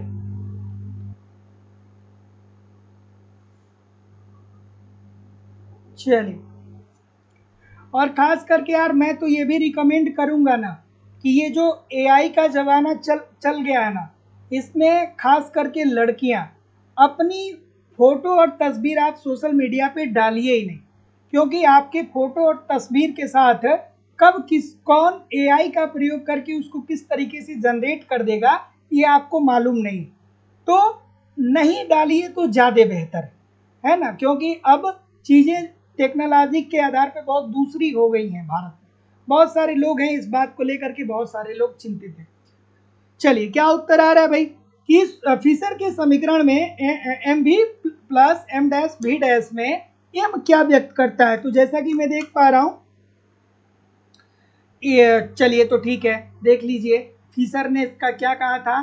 तो फिशर ने जो समीकरण दिया था, पहला उनका मूल समीकरण क्या था? तो उनका मूल समीकरण था M V is equal to P T. फिर उन्होंने अपने समीकरण को संशोधित किया, तो संशोधित समीकरण उनका क्या था?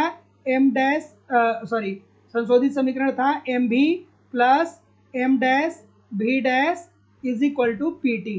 क्या बोला? इस समीकरण में उन्होंने कहा कि अगर जो अर्थव्यवस्था में मुद्रा की पूर्ति में वृद्धि होगी तो जो कीमत स्तर होगा वो क्या होगा? 2 गुना होगा, और मुद्रा का जो मूल्य होगा वो क्या हो जाएगा, आधा हो जाएगा। सो क्या उत्तर आ रहा है, तो जितने लोग भी ऑप्शन नंबर ए बोल रहे हैं वैधानिक मुद्रा को, सभी लोग का उत्तर यहाँ पे बिल्कुल ठीक हो जाएगा। अगला प्रश्न कि मुद्रास्फीति के नियंत्रण के लिए केंद्रीय बैंक को निम्नलिखित कदम उठाना चाहिए। क्या उत्तर होगा भाई, क्या उत्तर होगा? चलिए इस प्रश्न का उत्तर बताइए। चलिए ठीक है।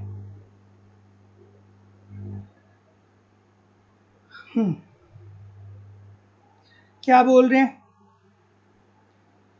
देखिए एआई का मतलब ये है ना कि आपकी फोटो को, आप फोटो डालते हैं और उसकी मदद से आपकी फोटो को वीडियो बना दिया जाता है, ठीक है ना, उसमें और कुछ कंटेंट को ऐड कर दिया जाता है, ठीक है। वही है बस कि आपने जो फोटोज को डाला है उस फोटो को वो अलग तरीके से एडिट करके दिखा देते हैं।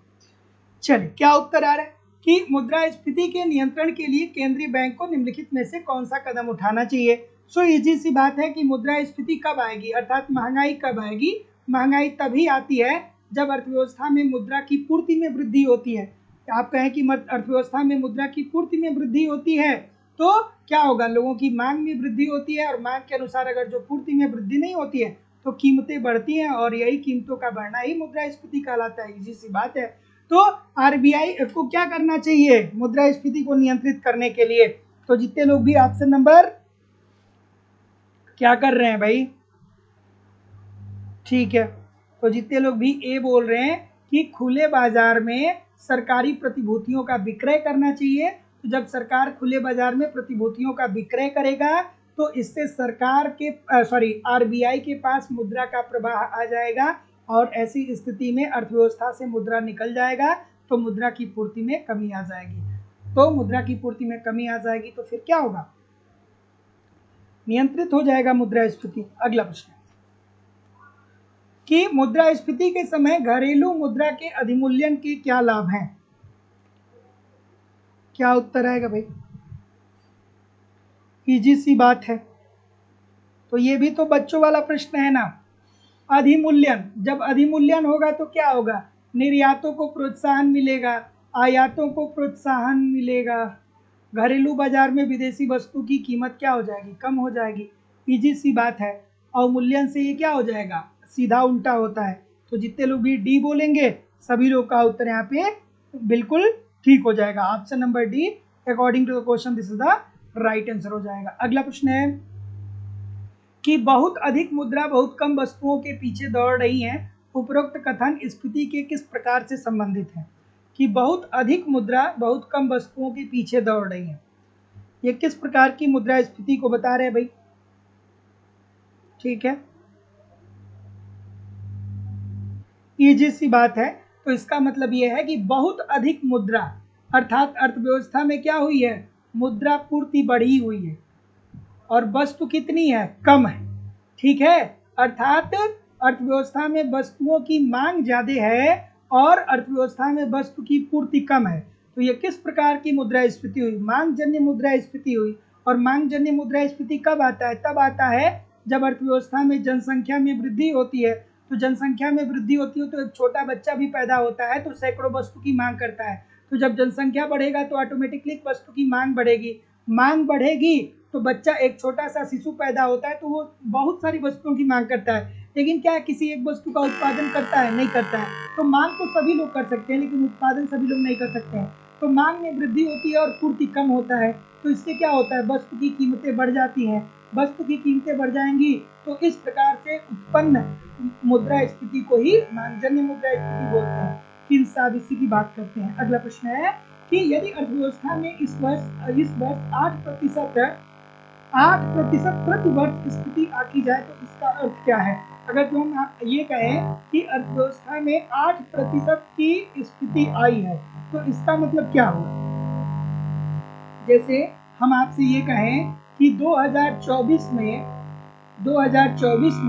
जो हमारे देश की वस्तु है वो 100 रुपए में बिक रही है, लेकिन अगर जो 2025 में ये वस्तुएं अगर जो 108 रुपए की बढ़ने लगी, 108 रुपए की मिलने लगी तो हम क्या कहेंगे कि मुद्रास्फीति में 8% की वृद्धि हो गई, अर्थात पहले के मुकाबले 8 रुपए क्या हो गई, वस्तु की कीमतों में वृद्धि हुई है, अर्थात 8% मुद्रास्फीति बढ़ी है। इसका मतलब कि उपभोक्ता वस्तुओं की कीमतों में 8% की वृद्धि की गई है। अगला प्रश्न है कि जब मुद्रास्फीति 10 से 20% के बीच में होती है तो वो किस प्रकार की मुद्रास्फीति होती है। अब देखिए दोस्तों, 4 प्रकार की मुद्रास्फीति को हम लोग देखते हैं। मुद्रास्फीति 4 प्रकार से आगे बढ़ती है। काफी पेन हो तो थोड़ा सा लिख लीजिएगा। रेंगती हुई या मंद मुद्रास्फीति, मंद अथवा रेंगती, रेंगती मुद्रास्फीति, ठीक है। मंद अर्थात रेंगती हुई मुद्रास्फीति ये कब होती है, जब स्फीति की दर 0 से 3% के बीच में होती है, ठीक है। दूसरा होता है चलती स्थिति, चलती स्थिति, चलती मुद्रास्फीति। तो चलती मुद्रास्फीति तब होती है जब मुद्रास्फीति अर्थव्यवस्था में 3% से लेकर के 6% के बीच में हो, ठीक है। उसके बाद तीसरा जो होता है वो होता है दौड़ती स्थिति, ठीक है। तीसरा क्या होता है, दौड़ती स्थिति। तो दौड़ती स्थिति में क्या होता है कि इसमें जो मुद्रास्फीति की दर होती है वो 10 से 20% के बीच में होती है, 10 से 20% के बीच में होती है। और फिर जो चौथा होता है अंतिम, उसे हम क्या बोलते हैं, अति स्थिति, ठीक है। अति स्थिति, अति स्थिति जो होता है इसके अंतर्गत मुद्रास्फीति 20% से लेकर के 100% के बीच में होती है। और एक और होती है, थोड़ा करेक्शन है, एक और होता है जिसे हम लोग अति स्थिति, जिसे हम लोग कूदती हुई स्थिति बोलते हैं, कूदती स्थिति, कूदती स्थिति। तो कूदती स्थिति के अंतर्गत क्या होता है कि इसके अंतर्गत जो मुद्रास्फीति होती है वो क्या होती है, 100% से ज्यादा होती है। तो जितने लोग भी ऑप्शन नंबर क्या बोल रहे हैं, बी बोल रहे हैं, दौड़ती स्थिति, सभी लोग का उत्तर देते हैं। अगला, कि निम्नलिखित में से कौन से प्रकार की मुद्रास्फीति पिछड़े एवं अर्धविकसित देशों के लिए लाभदायक है। कौन सी मुद्रास्फीति पिछड़े एवं अर्धविकसित देशों के लिए लाभदायक है।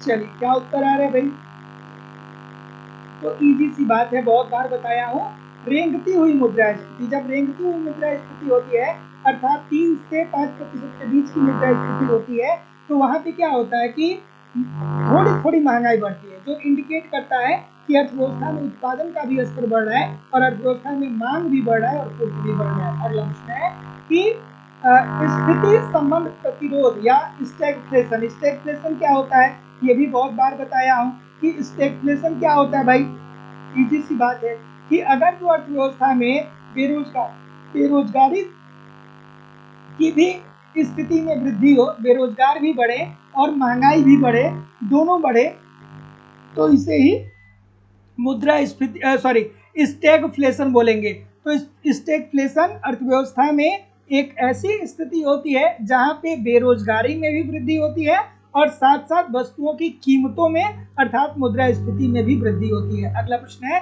कि मूल्य बढ़ाव स्थिति का सिद्धांत किस अर्थशास्त्री से संबंधित है।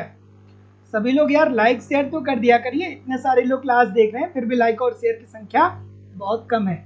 चलिए भाई बताइए, ठीक है।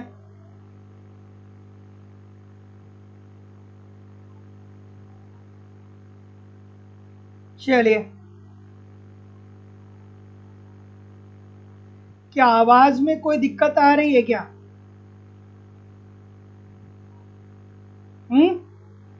आवाज में कोई दिक्कत आ रही है क्या भाई? तो जितने भी ये बोल रहे हैं कि मूल्य बढ़ाव स्थिति का सिद्धांत जो दिया था वो गार्डनर एकले ने दिया था और उन्होंने कहा था कि अगर जो मांग वस्तु की ज्यादा है और उस वस्तु की पूर्ति कम है तो ऐसी स्थिति में वस्तुओं की कीमतों को बढ़ाया जा सकता है। सो ऑप्शन नंबर ए। अगला है कि मुद्रास्फीति की तुलना डाकू से की जानी चाहिए। किसने कहा कि मुद्रास्फीति की तुलना डाकू से की जानी चाहिए? क्या उत्तर आ रहा है? मुद्रास्फीति की तुलना डाकू से की जानी चाहिए। क्या बीच बीच में क्या आवाज को हो जा रहा है? तो जितने लोग भी क्या बोलेंगे, क्राउथर, बहुत अच्छी बात है। जितने भी क्राउथर बोल रहे हैं सबके लिए एक बार तालियां बजा दीजिए आप लोग, एक बार सबके लिए क्लैपिंग कर दीजिए क्राउथर वालों के लिए, बहुत बढ़िया। बहुत सुंदर, मेधावी हैं सब, ए वाले जितने हैं सब मेधावी छात्र हैं। ठीक है, किसकी याद आई, किसकी याद आई बताइए? ब्रह्मानंद और वकील की याद आई, ब्रह्मानंद और वकील की याद आई। वकील, वकील व ब्रह्मानंद, ठीक है, वकील व ब्रह्मानंद, अर्थात ऑप्शन नंबर डी उपरोक्त में से कोई नहीं। जिसके अंतर्गत उन्होंने क्या कहा, कहा कि जब मुद्रास्फीति आती है तो वो गरीबों को ज्यादा लूटती है, अर्थात जब वस्तुओं की कीमतों में वृद्धि होती है तो ये कौन सबसे ज्यादा प्रभावित होता है, गरीब सबसे ज्यादा प्रभावित होता है, अर्थात मुद्रास्फीति एक डाकू है। ये बात ब्रह्मानंद और वकील के द्वारा कहा गया, ऑप्शन नंबर डी। कहीं भी जाइएगा नहीं, कमेंट करके बताइए कितने प्रतिशत प्रश्न आपके सही हुए। और आप लोगों की इकोनॉमिक्स की जो दूसरी क्लास है वो लाइव स्टडी इलाहाबाद के मोबाइल एप्लीकेशन पे होती है, जहाँ पे आपको इकोनॉमिक्स के अलग अलग बैच देखने को मिलेंगे और अलग अलग बैचेज में आपको आपके सिलेबस के अकॉर्डिंग एक रणनीति के तहत इकोनॉमिक्स के सभी कंटेंट सिंपल, सटीक, साधारण भाषा में कराए जा रहे हैं, ताकि कम समय में बेहतर ढंग से आप इकोनॉमिक्स को सीख सकें, समझ सकें और सफलता को सुनिश्चित कर सकें। जैसे कि आपको आपके सिलेबस के अनुसार इकोनॉमिक्स की कंप्लीट थियरी पढ़ाई जा रही है। थियरी पढ़ना बहुत जरूरी है, क्योंकि जब तक आप थियरी नहीं पढ़ते हैं ना, तब तक आप हमेशा कंफ्यूजन की स्थिति में होते हैं, क्योंकि अलग अलग कालखंड में अलग अलग अर्थशास्त्री आते हैं, अलग अलग सिद्धांत देते हैं। तो जब तक एक क्रम से अपने सिलेबस के अकॉर्डिंग आप पूरी थियरी नहीं पढ़ते हैं, तब तक आप कंफ्यूजन की स्थिति में बने रहते हैं। तो सबको यहाँ पे अलग अलग बैच आपको देखने को मिल जाएगा और आपके सिलेबस के अनुसार ही कंप्लीट थियरी पढ़ाई जा रही है। साथ ही साथ मैं अपनी खुद की हैंड राइटिंग का कंप्लीट आपको नोट्स भी दे रहा हूँ, ताकि आप एक तरफ थियरी पढ़िए और दूसरी तरफ नोट्स के माध्यम से रिवीजन करिए। आपको टेस्ट सीरीज भी दिया जा रहा है, आप टेस्ट दीजिए, देखिए गलती कहाँ पे हो रही है, गलती क्यों हो रही है, उसमें सुधार करिए, फिर अगला टेस्ट दीजिए, जिससे आपकी एक्यूरेसी बेहतर हो पाए। आपको प्रीवियस ईयर के क्वेश्चन पेपर भी दिए जा रहे हैं, डायरेक्टली इनडायरेक्टली बहुत सारे प्रश्न प्रीवियस ईयर से पूछे जाते हैं और करंट की भी क्लासेस आपकी करवाई जा रही है। सब कुछ कवर कराना हमारी जिम्मेदारी है, बस आप ईमानदारी से सभी कंटेंट को एप्लीकेशन पे फॉलो करते रहिए, यूट्यूब पे प्रैक्टिस करते रहिए, कहीं भी इधर उधर से कुछ भी आपको कलेक्ट करने की जरूरत नहीं होगी। एडमिशन की फीस लाइफ टाइम की वैलिडिटी के साथ केवल और केवल 2000 रुपये है। लाइफ टाइम की वैलिडिटी के साथ एडमिशन की फीस केवल और केवल 2000 रुपये है। एडमिशन लेने के लिए जो लोग भी एडमिशन लेना चाहते हैं, डिस्क्रिप्शन बॉक्स में जाइए, एप्लीकेशन का लिंक दिया गया है, एप्लीकेशन को डाउनलोड कर लीजिए और आप जिस भी एग्जाम की तैयारी करना चाहते हैं उस एग्जाम का वहाँ पे कोर्स अवेलेबल होगा। उस कोर्स को परचेज करके उसका स्क्रीनशॉट आप मुझे इस व्हाट्सएप नंबर पे सेंड कर दीजिएगा, या किसी भी इंक्वायरी के लिए आपके पास कोई भी प्रश्न हो तो आप मुझे इस नंबर पे कॉल या व्हाट्सएप मैसेज भी कर सकते हैं। इकोनॉमिक्स के सभी बैच मिल जाएंगे उत्तर प्रदेश में, TGT, PGT, GIC lecturer, LT grade. Bihar में आपको टीआरई का बैच मिल जाएगा, बिहार में आपको सेट और बेट का बैच मिल जाएगा, मध्य प्रदेश में वर्ग 1, मध्य प्रदेश में वर्ग 2, मध्य प्रदेश में वर्ग 3, मध्य प्रदेश में सेट, उत्तराखंड में लेक्चरर के लिए, उत्तराखंड में एलटी ग्रेड के लिए, यूजीसी नेट, छत्तीसगढ़ में सेट के लिए, झारखंड में टीजीटी, झारखंड में पीजीटी, डी++बी, अलग अलग राज्यों में असिस्टेंट प्रोफेसर, एनबीएस, केबीएस और अन्य परीक्षाओं के सभी बैच आपको मिल जाएंगे। So thank you very much everybody, आप पढ़ते रहिए, आगे बढ़ते रहिए। तब तक के लिए दोस्तों नमस्कार, धन्यवाद। मिलते हैं हम लोग कल एक नए उत्साह, नए एनर्जी के साथ।